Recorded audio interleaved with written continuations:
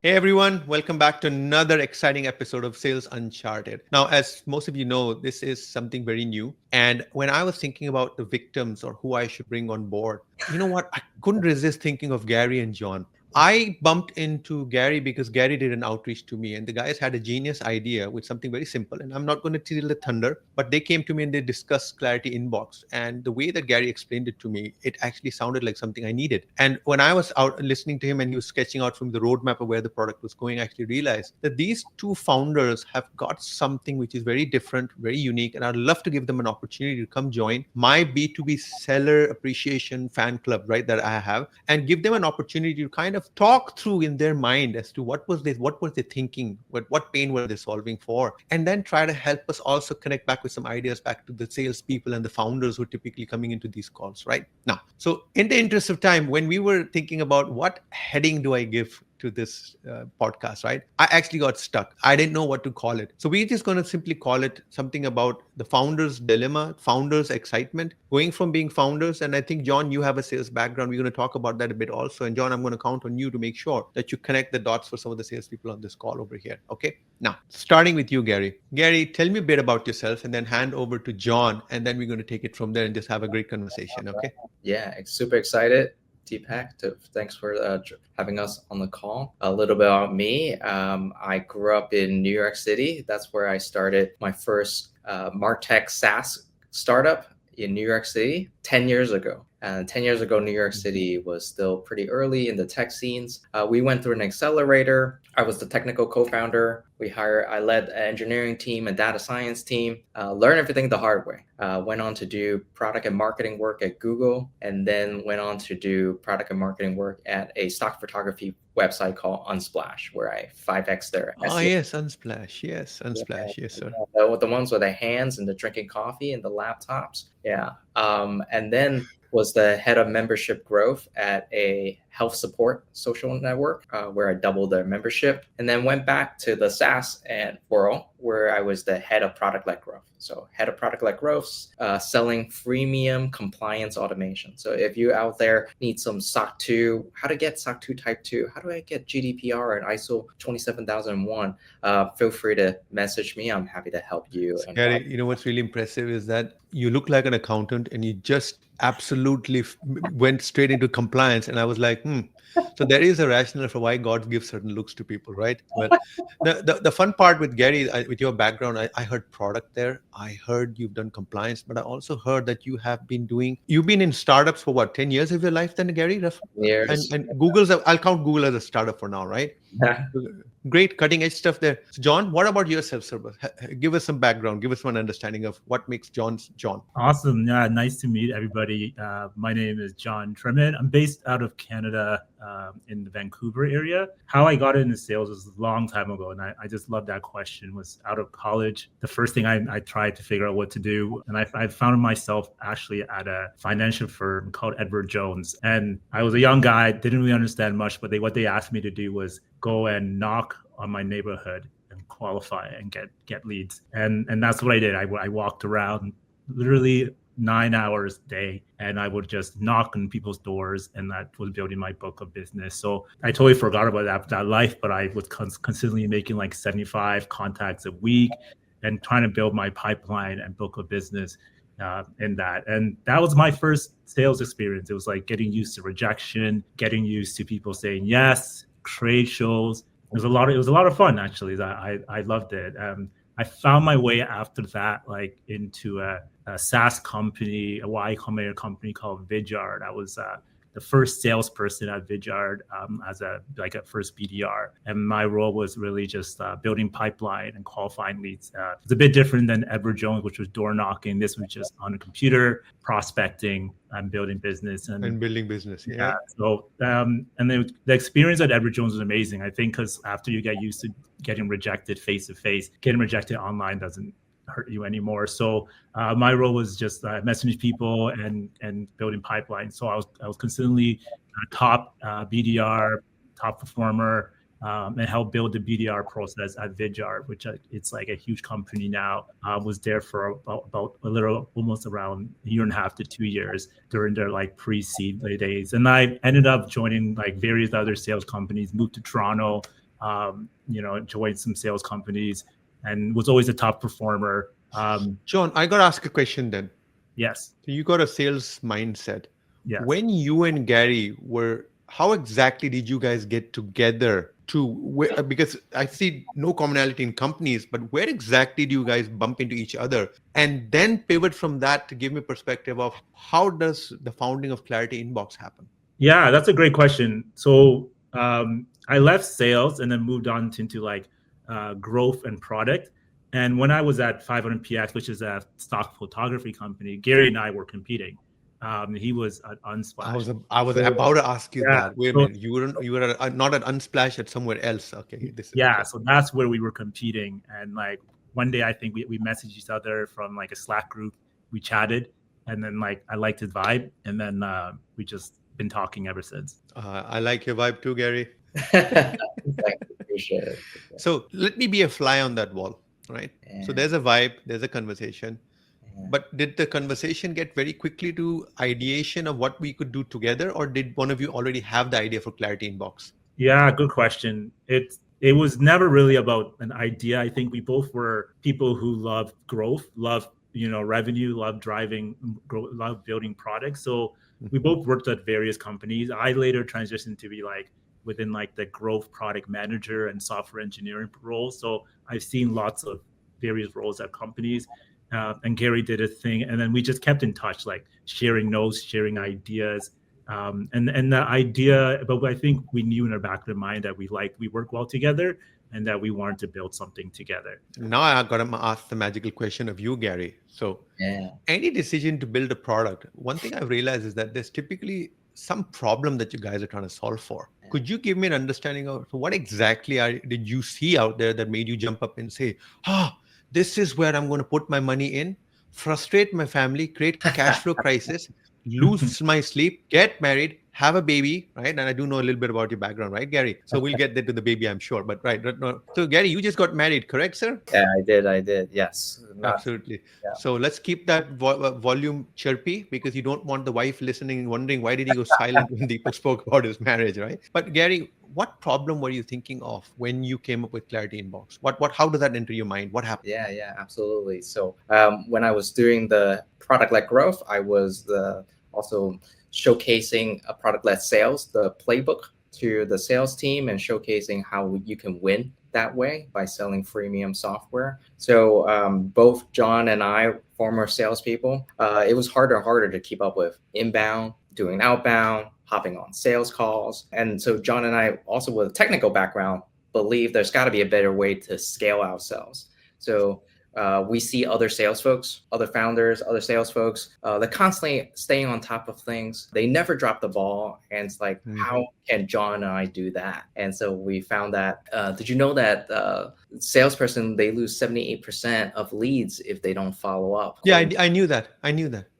Gary, no, I didn't know that. Of course, I didn't know that. But yeah, so Gary is now getting into statistics, and now that gets me excited because I like data, right? So Gary, just give me an idea to 78% of what exactly? Repeat that. Yeah, so 70%, salespeople lose 78% of the leads if they don't follow up in time. And that's gigantic, especially when you're doing outbound, you're doing on calls, you're doing sales calls, you're doing outbound, you're doing strategic work. You're going to miss a lot of those inbound leads that are coming in, those inbound prospects. So Alex Hormozi, the muscular guy with the big beard that you see all over Instagram, he talks about 55% of leads convert within 60 seconds when the leads start to call and message you. You know this. You never want to have a hot lead turn cold. And so that's why a lot of businesses, they hire a dedicated front desk person or assistant just to take all those calls and messages. And channel it. Yep. Yeah, never miss a follow-up. And you might like this, Deepak.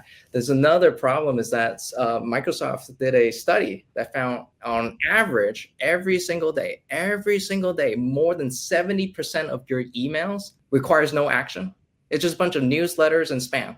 But 90% of us has elevated heart rate and blood pressure when we're checking out work email. There's a whole bunch of emails that don't need attention, but we have elevated blood rate and heart rate and blood pressure. Like, so you imagine you're a founder, you're doing sales, you have multiple inboxes, your blood pressure is going through the roof. And so just constantly having anxiety and worry that you might lose $1,000 deals in your inbox because either you forgot or it's buried. And that's why we built Clarity Inbox to solve two things, really making sure that you wake up every day is calmer. You know exactly the 2-3 things that you need to do, and second, you respond quickly, so you never drop the ball. So okay, so I'm very tempted to get into Clarity Inbox and discuss that in detail, but I want to just stop there because I know what's going to happen. I don't want to make this into a product demonstration too early. Coming back to, so you two, I think the more I listen to, I actually realize one thing, that the problem you're solving is one of time management. And there's something very interesting in what you said, Gary, which is cognitive overload. And it blows my mind how many people actually miss that. If you think about it, and you speak about research, when I look at the research that I have contributed to or I've looked at, right, and you realize people become executives because they have certain characteristics. And one of the characteristics, which is a lead indicator of success, is the ability to disassociate noise with what really needs to happen. So if you have 100 emails, a mature individual has some sort of a function in his brain that he then figures out. Now, how many of those people exist out there? That's the problem. How many VPs do we know? Not a lot, right? 10% of people are ready to manage that with their own style of functioning, but the other 90% do require assistance and support. And I do know, and I was actually reading an article, and you've heard of some of your competition, like Superhuman, I think that's the name of that product, right?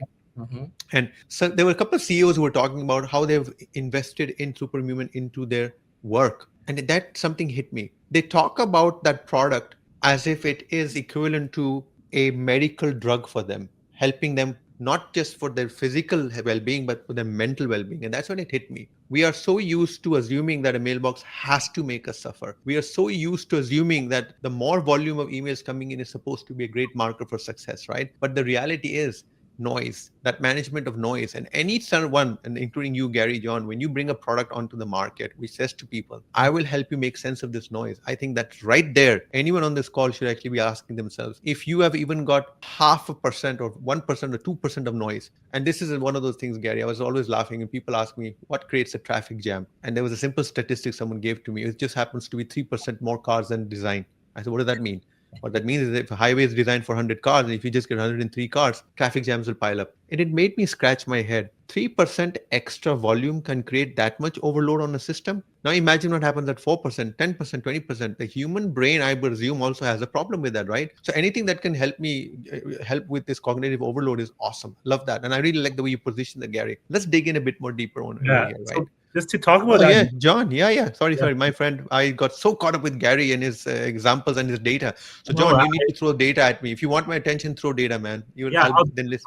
I'll throw just like real world experience. So like Vidyard grew, and I was early because it was video in the sales. So before, salespeople weren't using video in sales. So just by adding like video in the sales, like whether it's through email, it's like very easy for people to respond. The response rate increases, and people actually know what you're talking about. So like it's talking about that signal to noise is very important to think of. Modern tools that help with that and can make it easier for you to do your job. Yeah, John, I really like what you just raised there, because one thing I realized in my own career is that sometimes you can have a great idea and you can have a great product, but you also need the right time for it, right? Yeah. And I think technology, convergence, the ability, and AI and all this came in, and suddenly out of nowhere, even when I first saw the video product, I was like scratching my head. What exactly do I need it for? But then it hit me. Oh, I've never even thought about doing things that way. And I think that's when you realize the power of an idea and the timing of that idea. So in that sense, yes. And I would say that in a period of maybe 1 or 2 years, the adoption was absolutely crazy. The usage was absolutely crazy. And that's when you realize that sometimes if you ask someone, what are the top 5 things you need right now? No one's going to say their mailbox, because everyone's got so used to the destruction that happens in a mailbox, right? And in fact, it's an ego thing. I actually proudly tell people I have 8 mailboxes and I have 1,000 emails that come a day. So therefore, and that's exactly the inverse, right? The more email coming in means that the more likelihood that you are in that 55% of people who are losing those deals and those opportunities. So let's not be proud of it, but be proud of managing it better. Gary, let's carry on, John, with you guys a bit more about this. So as founders, you guys have been pushing pretty hard on the product and stuff like that, right? Yeah. What sales process does a scrappy, do-it-all founder figure out what are you guys applying on a day-to-day basis from a sales point of view in terms of growing your footprint, growing your impressions, and cultivating, let's call it a fan following if possible. Yeah, both John and I are also product-led growth consultants and specialists. So if you need help with that, feel free to message us as well. So with the product-led growth, we believe that is the SaaS business model, go-to-market model as of today. I personally worked at how can we disrupt the market using product-led growth, the virality and the word of mouth. What is product-led growth? It's providing a easy access to the product so that users and customers can experience it off the bat, as opposed to traditionally a sales-led model, which is like demo, here it is, and then after you pay, I'll give you access, and then I'm gonna give you customer success and so forth. With product-led growth, it's giving you access to the product, Deepak, and then you experience it and you love in it, and then saying, hey, do you want more? Are you interested? Yeah, hell yeah. And then sign And it up. then, yeah. Yeah. Okay. For sales, I think it's really just about leads. Like at any type of sales organization, the most important thing is having a steady lead flow. How I got into product-led growth was I was a growth leader at a company. We had no marketing. We just had a sales team, and was able to like build a freemium tool where we grew from 0 to 200,000 users, and this company got acquired. And we had a steady lead flow for a sales team to talk to. And I think that was really amazing because like it was just like sales were busy, marketing was busy, and like it was the whole point at that point was just like figuring out which leads to follow up with and like how to qualify them, which is like a different problem than having like a large influx of people. So we're really big into product-led growth as well as founder-led sales and combining it in order to like get visibility. So from a founder-led sales point of view, what has been the single biggest learning that you think you could share with us, John and Gary, in terms of how you've been trying to grow the footprint? What was that newest thing that you actually said, hey, wait a minute, I never thought about it this way, but this is a new technique I've had to develop, and this is how selling works for us? Putting you on a spot here, but is there some like secret sauce you guys have when it comes to positioning your product and convincing someone to invest their hard-earned money into it? Yeah, absolutely. I'll give everyone the secret, the findings, the golden nugget here is that when you hop on with founder-led sales and product-led growth, giving folks access to the product, hopping on a call with them and watching them use your product, give them the access to your product in front of them and ask them, hey, can you sign up right now in front of me? I'm happy to guide you along.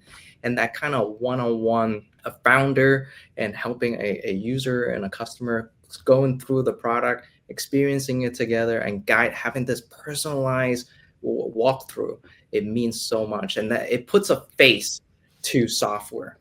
So let me challenge you on that, Gary, right? Because from where I'm sitting, I wish you and John oodles of customers, right? At the end of the day, Gary and John cannot scale the same way. How do you see yourselves figuring a way out that as you grow customers, which everyone wishes you do, correct? Surely at some point, John and Gary, you guys are going to struggle with that concept, right?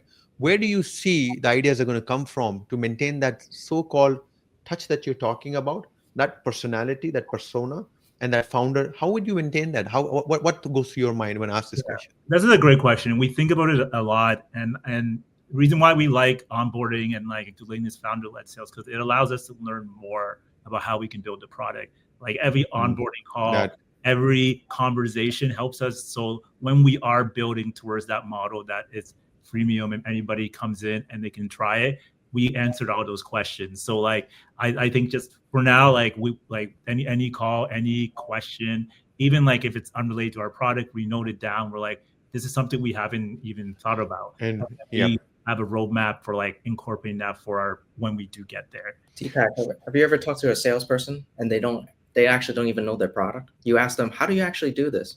Oh, I actually don't know. Let me go check with somebody else. You're like, oh my goodness. I'm going to check with somebody else. Yes, yeah. I've got that, and it frustrates me to no end degree. Yeah. And so one of my big philosophy is to that all sales folks should be onboarding their customers and giving them this personalized walkthrough. And so beyond us, it will be folks that will doing that walkthrough for every single customer, every single user, and guiding them through and kind of channel that empathy getting that empathy from them, getting that direct pain point, and then also making sure that the customers are activated and they're seeing the value right away, instantly. Got it. So I have a question for you then. You've now got a scenario where you have convinced me that you guys will figure out a way to maintain that persona or personality in terms of how you onboard. I do agree with you. Being onboarded by a founder brings a very different nuance to it. And in my own experience, I've noticed a difference there, right? But as you expand and grow, I'm sure you're going to have the challenges of bringing on external hiring SDRs and so on and so on. How do you maintain that? But let's not, bring that into it right now. Let me just ask you a simple question. Both of you guys are selling hard, and both of you got a product. What did you call it? Product growth gurus, right? Let's call it PGGs, product growth gurus. So, gurus, I have a question for you. How can a B2B seller listening right now, who is trying to sell, gets a no, and he has this mental head trash that kicks in? Something about me. What did I do wrong? You guys are founders. I'm sure you agonize every day. Could I have done something better? Do you have any mental models, any tricks that you could share that you guys use to maintain your sanity as you go through this, I would say, a prolonged punishment of rejection, acceptance, rejection, criticism? How do you guys handle that? You're very young as well, right? So give me some guidance here. My personal mental model around that I've used for years is that it's really just all about momentum. It's like a lot of times, like you care about, that we didn't get the sale or X didn't happen. I think it's about the reps. Like if you think basketball player, they're just practicing their shots. LeBron is just, he's dribbling around. He's just practicing the reps. So like in sales, it's like, okay, did I do the amount of calls? Did I send the most amount of outreaches? Did I ask the qualifying questions? Just have those check marks and around. Did I follow up to the person? All the other stuff are very intangible, but like I found that like as long as I'm focusing on the inputs that lead to the sales, then I'll be fine. Like the moment I worry about the output of did I get the sale, then I lose the sale. But focusing on the inputs, it's what's most important. That's interesting. I'm going to pick on that a bit, but Gary, is there anything you'd like to add to that?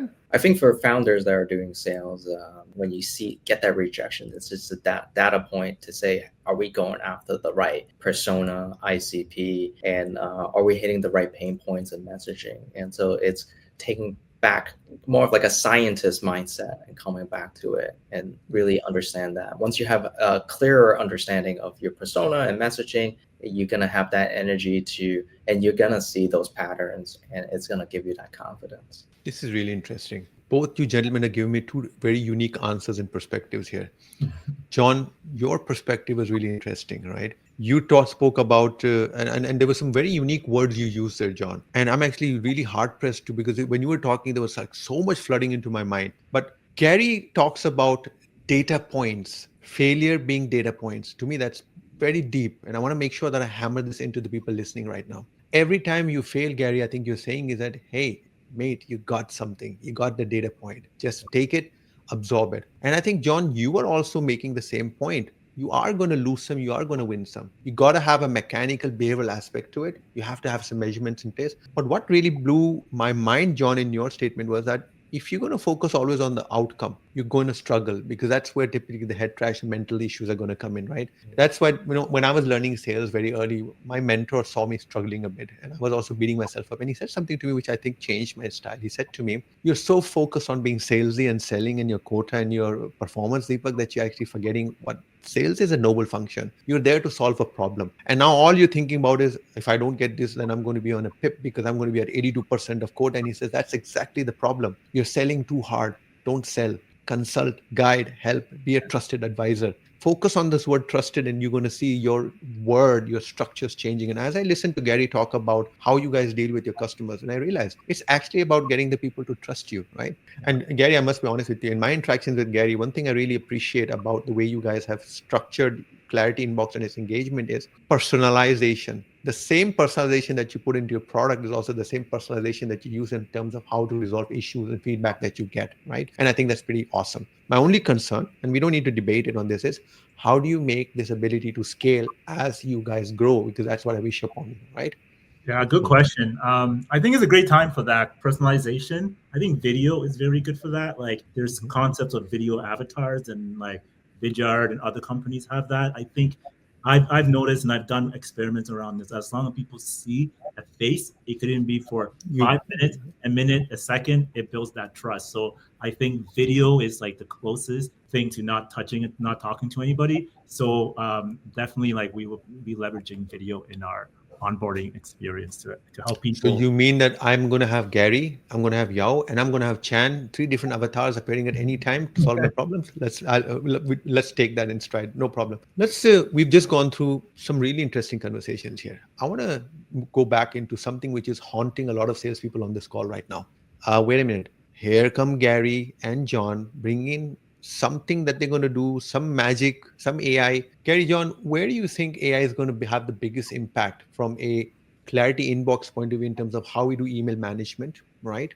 How we do time management for salespeople in general. And people keep asking me this question, even though I think I know the answer, but I want to just get your opinion. Is AI going to take a salesperson's job away? I know I'm putting you in a spot here, but I'm just curious because surely as product-led gurus as well as growth strategists and people that have a product which is one being attacked at all ends by everyone out there. Everyone has an idea around how to manage email better, right? Everyone has an idea around how to manage diaries better. You have this whole thing going on out there. How do you see the AI thing going on, and how do you see that as a weapon that you can yield to deliver productivity for your customer as well as longevity for your business? You can start, Gary, and I'll chime in. Yeah, absolutely. John and I believe the autonomous business is coming, which is how can someone do more? I think that it would not replace salespeople's jobs, but it would heighten the expectation and the outcome. So there is something to be worried, concerned about. I don't want to sugarcoat that. But what we do believe is this is the time to really activate, use a lot of those AI tools to 10x yourself, scale yourself, multiply, clone yourself in a way that had never been done before.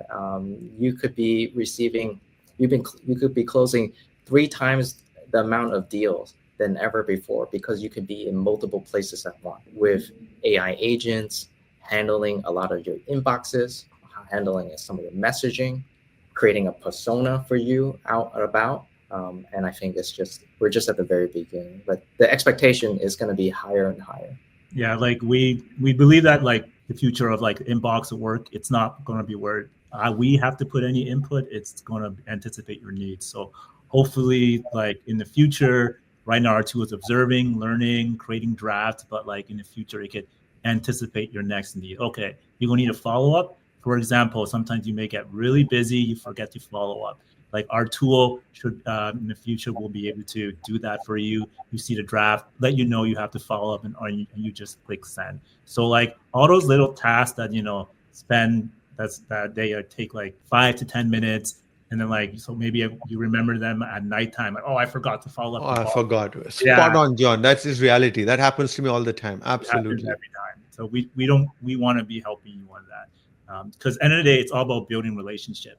Like the better experience, following up quickly, they all relate to building pipeline and then revenue. Yeah, so it's kind of like flying a jet. You're flying a jet. You need a co-pilot. Right now, you don't have a co-pilot. You need to go get yourself a co-pilot, and in this case, someone that really knows you inside and out. And a lot of these tools can really alleviate a lot of that hand holding and just make sure that you're never done. Really interesting. I think, was it John, you or Gary, I can't remember, speaking about the fact that you kind of wake up and you have your mailbox is ready or your work is done or something like that. Something came up, right? And I was just thinking to myself, I was at an entrepreneurial forum once and someone said, the secret to becoming rich is to grow a business to a point where you can play golf, but other people work for you. And I scratched my head. I didn't understand that. But then, as I go back, I thought about the principle. Time, leverage, and money will always come from your productization or your work happening while you're sleeping. Literally, someone is doing the job for you, which means that you are in a state of preparedness, which is different from others, right? Now, in the old days, people would say, I'm going to hire 6 people to do it. And now I'm just listening to AI and something is hitting me, which is, you're not going to hire people, mate. You're going to hire AI. Gary is going to integrate AI into Clarity Inbox in such a way that when you wake up, you actually going to open up your mailbox and actually realize that, hey, something is happening in here. I feel more in control. Now, I know Gary and John, I told you guys I don't want to do a demo because I wanted to keep this light and sweet, but I think there's an opportunity to do a demo. Now, before I do a demo, and I want to make sure, where and how can people find you too, though? If someone were to say to me that, hey, I just want to follow up with John and Gary, or where can I download this product from? Give me some specifications. Give me a place. Hey, this is my website. John lives here, and he typically, is on Discord fighting people about some stupid game.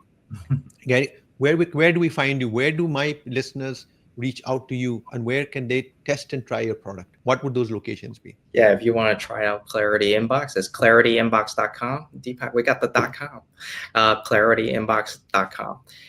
You could also follow me on my newsletter, growthwithgary.com, where I talk about product-led growth and how do you sell using. So why am I not subscribing to it? Shame on you. Pitch that to me next time we talk, right? So I need to subscribe to that. Let's do that for you, Gary. John, how do I find you, the boss? Yeah, as well as LinkedIn, John Tremett. That's a good place to find me. And yeah, as well as anytime when you're in Clarity Inbox and there's a support or you have a question, I've read it. You can email me and we can definitely chat. If I go to Clarity Inbox, that's one word, right? No hyphen. clarityinbox.com. When I go there, I'm sure it's a simple process to sign up and take it from there, right? So when I do that, Gary, is it one of you guys that's going to pick up and then try to reach out and do an outreach to say, hey, how can I onboard you? Is that what the process looks like? That's absolutely. You're going to see us in the flesh, and we will learn. Yes, because right now you guys are in an AI avatars, right? Yes, with you. That's the future. I swear, it's not AI. You will have the real us, Gary and John here with you on the call. We'll guide you through and make sure that, you don't have to spend so much time worrying and Gary, stressing. do you guys offer any trial periods and stuff like that? What happens if I want to come and play around? Can I do that? Absolutely. We have a 30-day trial. You can just come in and we'll guide you through it and make sure that you feel comfortable, that Clarity is adapting to your workflow. So a little tidbit, previously we had a very short trial period, and someone told me it's like you're going into somebody's email inbox and making a muck. So that's why we extended the trial period. We want to make sure that people feel really comfortable using Clarity Inbox. Yes. So, and Clarity Inbox. setup is pretty instant as well. So it takes less than 2 minutes to set up our tool. You know what, John, how could you do that to me? That was exactly my question. So I am at the website, I sign up, and I'm with you, Gary. How long is the cycle? Is it just a couple of days before I get going? Is it a couple of minutes? How would that work? And I think you were about to explain that, John. Go ahead. Yeah, Gary, you can dive into this. Yeah, it's just instant. Immediately having access to Clarity will auto-organize and auto-sort your emails, incoming emails, and also learn your communication style and make sure that it replies in your voice, it drafts in your voice, and it's also prioritizing who's important to you. So someone in your family, your wife, your boss, investors, those are high priority. You're going to see them at the top. Whereas cold emails, newsletters, they're going to be filed away and you don't have to worry about them. It's really interesting you say that, because when I was doing some research on time management, John, I actually came to the conclusion that when people complain that they don't have enough time, what they actually mean is they don't know how to prioritize. Yeah. It's a very powerful difference, right? And as Gary was speaking, I actually realized any tool or any process that can actually help you prioritize is the one that's going to deliver the most benefit to you, because we don't know it. We call everything time management, right? We call everything multi-threading. That's not true. Now, Gary, what's going to happen now is that I'm going to extend the length of this podcast by another 5 or 10 minutes. Hey, walk us through, give me a good perspective of what do you think people would want to see if you were to do a demo. I think you did a great job in the last 3 or 4 minutes where you actually spoke about what, the organization, the categorization. Can you show us that in a live perspective? Yeah, absolutely. So every single day, a lot of entrepreneurs, sales professionals, they're just worried, scanning their inbox, worried they missed something important, and they don't want to see anything buried. Are you going to show it on the demo though? I I'm eager now. I really wanted to keep it at the verbal level, but Gary, as you guys were speaking, I actually felt that, giving the guys a feel for would be very valuable. Yeah. While Gary is getting set up, Deepak, have you heard of Dan Martell's principle of buy back your time?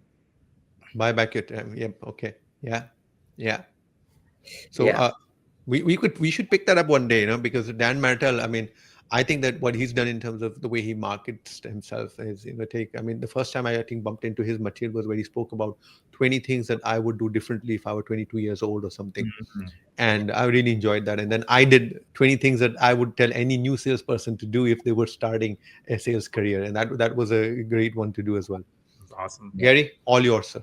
All right. Yes, sir. Thank you. So typically emails, they come in, they have all the same priority. They feel the same. Emails just come in. So what Clarity does is it auto color codes every email that comes in by who and what. In terms of what, it makes sure that if it's something that you need to respond on or act on, it will color code it as red to respond. Everything else, marketing or FYI, things that you don't actually need to put so much attention on, or meeting updates. And I can customize this, I guess, right? Can I do like something stupid like 20 categories? Can I create 20 categories? Yes, absolutely. You can create a billing category. You can create a hot lead category. You could create a VIP category. You could create, this is my son's school documents category.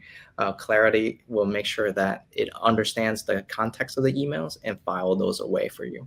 So in this case, every single day email comes in, they have so many different types of urgency. And so in my inbox, as you can see, there's a lot of meeting updates, a lot of action because I already took the action, or some are awaiting reply. And so all I need to do is just look at, I need to respond to Sydney, which is to respond in red. I need to respond to Chris, which is in red, and so forth. I just need immediately in seconds, in milliseconds, right. I already knew I only need to take action on 2 things and everything else. Because the rest is all noise, right, John? That's what we would call it, right? Cool. Exactly.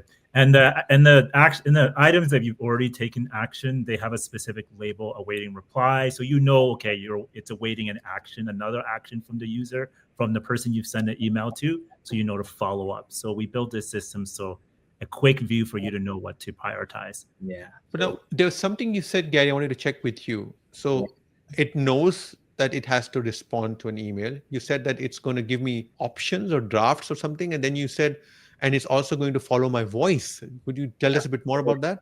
Absolutely.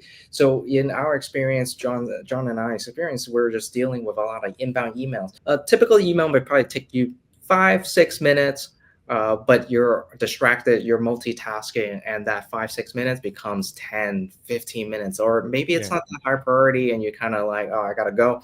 You just kind of forgot about it. So what we want to do is go into the emails and making sure that routine questions that you get, they are answered based on your past replies and based on your future replies. So Clarity understands, hey, there's a pretty routine questions here. Clarity will prepare those answers based on your past replies, and it will also provide the Calendly link, the booking link, so that your prospect, your hot lead, can get that from you and you can follow up while it stays hot. But tell me about the voice though.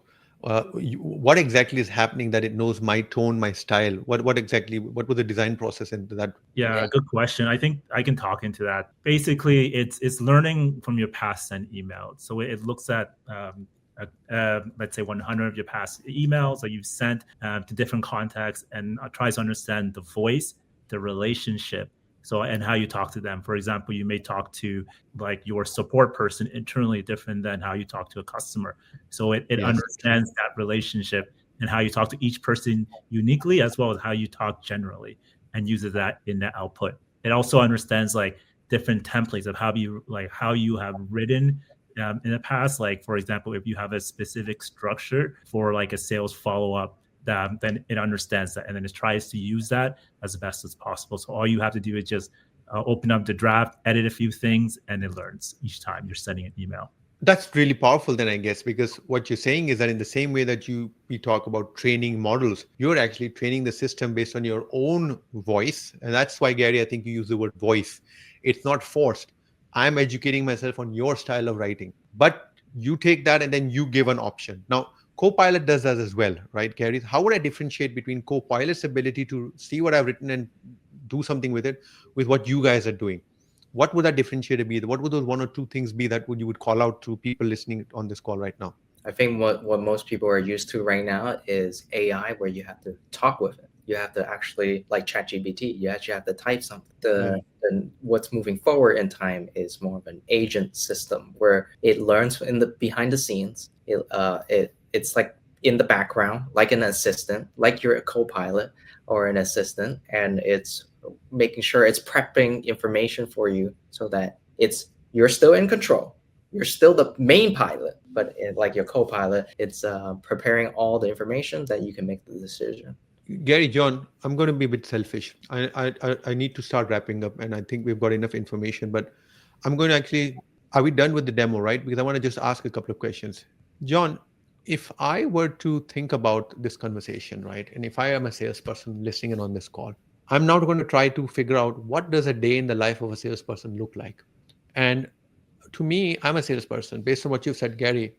And now, if you guys can fill in the gaps, I have, let's say, a mailbox, and let's say I have created a structure to it. Now, what you're saying is that you can actually go and create more granularity. You can diversify your prospects into maybe subcategories of prospecting, right? You could also have something called nurture and so on. You could create sequence-based thought process. So awesome. So now I've got a system where my out of control mailbox is now starting to get aligned. Gary, I really like the fact that you said that, and as a salesperson, I can tell you, and I think both of you will recognize this. When you see something and when you see a heat map that actually focuses your attention on what needs to be done, that's huge. I've always said in sales, if you can take the stress from here and move it to the back, I would appreciate that. And I think that's valuable. And I want to call that out. So in the day of the life of a salesperson, you are now getting a mailbox, which is actually acknowledging that you need to do this, right? And we do that. Now you have got some element of peace. Now what you're saying is that now you focus on what you really need to resolve. And to do that, I'm going to see how you interact with this customer, the way you write, and I'm going to give you pre-configured responses that you can now start with when responding to that, right? Yeah. Does that happen automatically? Does the response go, or do I have to first? Okay, am I allowed to look at the response before it goes out and creates havoc in my life? What's the design principle there, Gary? A good question. We've always it's a draft, so you just review it. It never sends without your permission, and that mindset, it's like core to how we built it, of where we want people to begin their day with their email. You don't lose that control, right? Yeah. And the tone already there. So being able to begin your day with your email organized and your replies crafted and in your tone is how we want people to start their day. So now, John, on that, and this is the last question, I promise, because I'm looking at the time. As I am dealing with, let's say, a customer called John International, right? I'm working with John International. As we work through the emails, what is happening from a knowledge creation and knowledge understanding of this customer and the specifics? Is that an element of the design as well to make sure that your drafts get richer and richer? Is that a future product roadmap conversation? Or is that something that's happening right now? Tell me a bit about that, because that excites me a bit. I really would love to talk about that and get your perspective on it. Yeah, the short answer is it's understanding how on the core backend, the goal is building relationship. So how do you move the relationship from Deepak from 0 to 1 and keep moving and having that momentum? So for example, it keeps a record of like, for example, you have nicknames, or someone is going on vacation. Yes. It's those key things that build relationships in the sales that salespeople naturally do. Just think of, you have a virtual assistant that is taking log of that and trying to make it that when you're communicating, you're remembering that and it's using it in the draft to improve the tone. Thank you for that, sir, because that's very helpful. Now, gentlemen, clearly we could spend hours on a demo. We can spend hours talking about this, but I think that I've got a good understanding. And I think this is one of those products which I really think solves a real problem. And that real problem is, how do you make sense of all this noise, right? And mailboxes by definition have become a standard of, oh, but you don't understand, my LinkedIn DMs are a mess. Or you don't understand, my emails are a mess. And we consider that as with pride and joy. The reality, and I think the focus you're bringing is, who cares about that? It's a mess. You need to focus on, are you making sense of the mess? And are you making sure that business opportunity that's being lost? Those statistics you gave were horrifying, Gary, right? And Gary, here's another question that I'm going to throw at you before we run away. There's research also, and John, you're going to smile at this one. We follow up with someone, we follow up with someone, we follow up with someone, we follow up with someone, and we still don't get an answer. And then on follow-up number 5, we get an answer. Do you feel that this tool or your thought process with Clarity Inbox is actually going to make that process because the follow-up sound like something you can actually tell the system to keep following up, not forget this guy, because human beings can't remember more than 25 data points at any given time, right, John? But now you have AI or this system running in the background. Is that something that is that wishful thinking on my part to expect that my ability to nurture a relationship, maintain a relationship, can that be done with Clarity Inbox? Yes, it can. Like in my sales career, I've always seen where most salespeople remember to do the initial follow-up, but it's like the third, fourth, fifth that they forget, and then something else Exactly, happens. exactly. And this is where I think automation technology can really help. So I think this is a great conversation. I think I've got a good synopsis. What I will do is that to the listeners, I'm going to actually try to summarize this conversation also when I post this back so that people have a summary to it. One of the things that I want to try to do with you too and see if I can get your commitment to that is to actually prepare a day in the life scenario of how Clarity Inbox can actually be worked. Simply like Sarah wakes up in the morning, Sarah walks up to her notebook and Sarah flips it on. This is what Sarah sees. This is what Sarah experiences. Sarah now can't remember. So Sarah goes and looks at the folders and realizes now Sarah looks at the drafts and how she reacts to the draft. I want to work with you too in the background to see if we could do something that I can maybe share later on with the audience that, hey, for those of you, and it's also a good thing, and to think of it as a lead magnet that we can figure it out, right? Now, gentlemen, this is going to break the record because I typically don't want to record for that long a period. I'm going to struggle to edit with this conversation because there's nothing to move out of it, right? As we leave, is there something, Gary, John, that you feel that we did not discuss that's top of mind that you want to quickly, in the next 1 or 2 minutes, wrap up this conversation, and then we bid adieu to my audience? Yeah, I think one of the things that salespeople are not machines. So let's get that straight too. We have lives, we have families, and we just want time to do good work and go spend time with our families. Take a break, And Yeah. when we were sales folks, we were always hustling. This hustle culture, and sometimes you just need some help. And I think it's totally okay to say, hey. I would love a space where it's calmer. I know exactly the few things I need to do, and I can just go act on it, follow up, and not miss anything and not let anything slip, and just be very happy to spend my nighttime with my kids. And, yeah. In that, Gary, what you just done is given me most likely the title of this, right? Right? Unhustling the hustle with Clarity Inbox. So thank you for that. John, anything on your mind that you want to just, kind of like, let's see if you can beat Gary's thought process there, because I really like what Gary said. I think Gary said it perfectly. At the end of the day, it's about the customer, but I think the salespeople have real lives. They have kids. They have people, partners. So it's very important just to have a process so you can manage and buy back the time where you can spend with them. One of my favorite books is The Challenger Sales. Early on in my sales career, I read that, and what changed my mindset of sales is thinking that it's all about building relationship. So like I think at the end of the day, it's just remember you're building relationships. In order to build relationships, you need a unique process and you need systems in order to manage those relationships. So that's what having tools and systems to do that are very important. Some people hire virtual assistants, some people hire like real assistants, but make sure you have a process to manage your sales process. Sir, I am not going to comment on that because I really want to leave you with the final word. Thank you for that, John. Gary, John, this is where I say goodbye. Guys, had a great conversation. I'm going to package this. I'm going to try to get this out in the next week or early next week. I'm going to share this recording back with you guys as well. But thanks very much for the time. Take care, everyone. Bye-bye. Awesome. Bye, Gary. Bye, John.